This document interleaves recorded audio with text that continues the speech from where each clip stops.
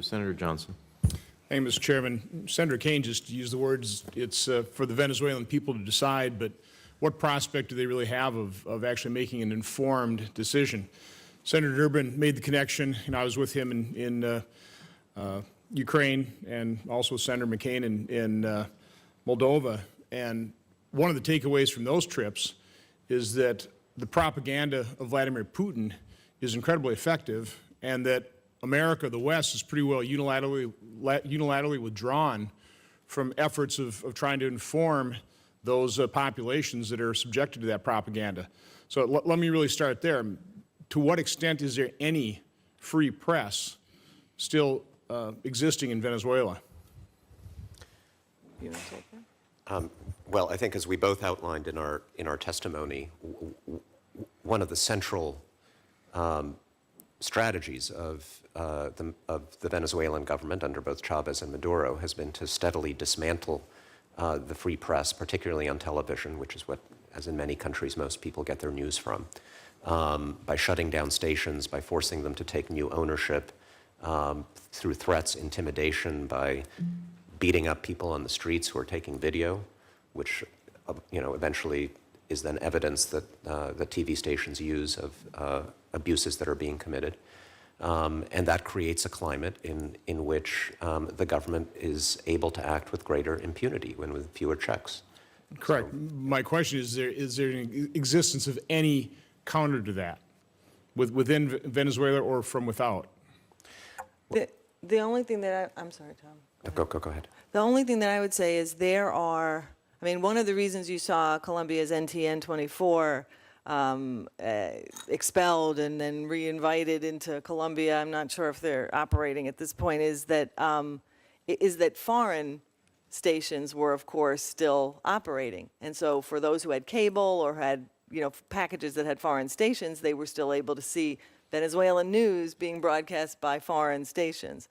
This is not the way Venezuelans should be getting their news, obviously. So there are ways still, or via the internet or other things, but in terms of the mass of Venezuelans to have complete access to media within Venezuela, it's very difficult. There are still ways, but it's not massive and broadcast. Okay, again, so I agree with Senator Rubio that I think targeted sanctions to highlight these gross abuses of human rights is a good thing. We should implement them immediately. But the point I'm trying to make is, I think statement by one of the witnesses said we have to speak out, we have to make statements. Well, it's good for speaking out, making statements here in America, but how does it get to the people in Venezuela? What is the United States doing, not only just in Venezuela, but also in the rest of South America and Central America, where certainly over my lifetime, my impression is we're not moving in a direction of democracy. We're moving away from democracy. We're moving toward greater socialism. What is America doing in terms of a robust effort to provide information to the population of those countries so they're not subject to the propaganda? There are some things that we can do, and we do actually have programs inside Venezuela that, I don't want to go into detail here, but we can come and talk to you about them, that do help civil society groups, NGOs, activists get access to information, particularly online. They do get information through social media. That is not shut down. And my Twitter feed today is full of messages from Venezuelans who know about this hearing, and they're going to know every word that was spoken here. So it is not a closed information space. This is a contested space in which the Venezuelan opposition, civil society, with support from their friends outside of Venezuela, are still holding their own. What is the percentage of the population of Venezuela that has access to those social mediums?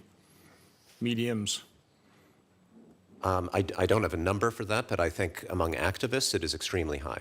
But I mean, how they the general population that are going to be voting, how many of those individuals are actually have access to that type of information?